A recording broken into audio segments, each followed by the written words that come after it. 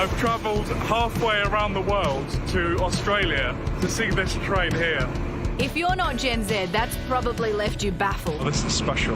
But that guy is one of 3 influencers Tourism Australia has reportedly paid a combined $90,000 to come down under and spruik our wares to their fellow youths. My favourite engine. And I just walked past this thing that says seaplane. No one told me you had Jurassic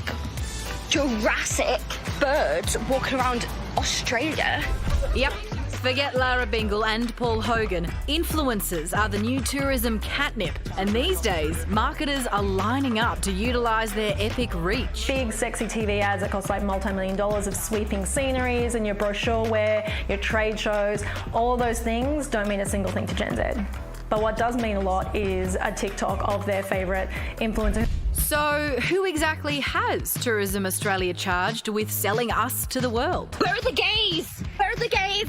She's Maddie Grace Jepson, 1.7 million TikTok followers, 3 Aussie-themed videos, and 2 Insta posts seen by more than 1 million people. Australia! Australia! I'm gonna go wherever this filter says. Sydney?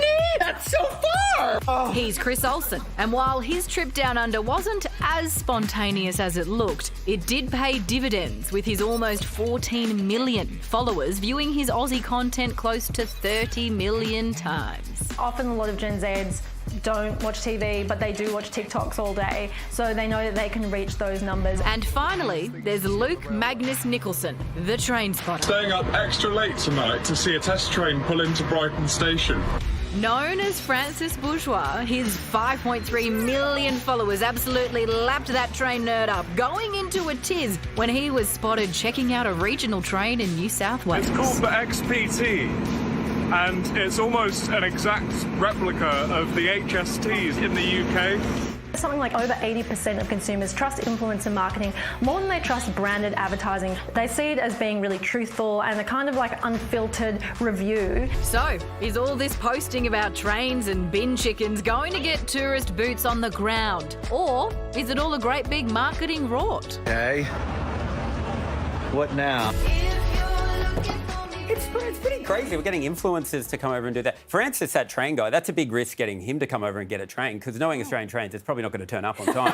So I feel like there is risk involved, but maybe it's hitting a new market that I don't know about. Don't you feel bad for the Great Barrier Reef? Like one of the most spectacular things in the world, and they come over and go, check out this bin chicken in a train. Like, It's making fun of us. I liked Lara Bingle on the beach. Pop it back on the beach. I was okay with that. You know what? My brain has completely switched where I'm like, if I saw that on TikTok and I saw the bin chicken, I saw the ibis, I'd be like, God, I hope I get a selfie with that. I've got to go there. I want to go to exactly those places that right they've next gone to Island to. with the little Quokka cigarette or whatever it was doing there. Have you seen that picture? No. What? It's on your phone. That's You've on got to send it to my me. algorithm. Very different to yours, I guess. But I think that this makes sense because Gen Z isn't going to look at any of those really specky, very expensive things. And if you want to get them travelling, the next generation, this is where it all You is. think it was worth it? Yeah. 90K of our I money? do. I like I that. do. Our hard taxpayer money down the Mrs. drain Tupper. for a TikToker. I do. I mean, you may not understand it. Well, I'm on TikTok, But so if any it country would works. like to give me some money to go and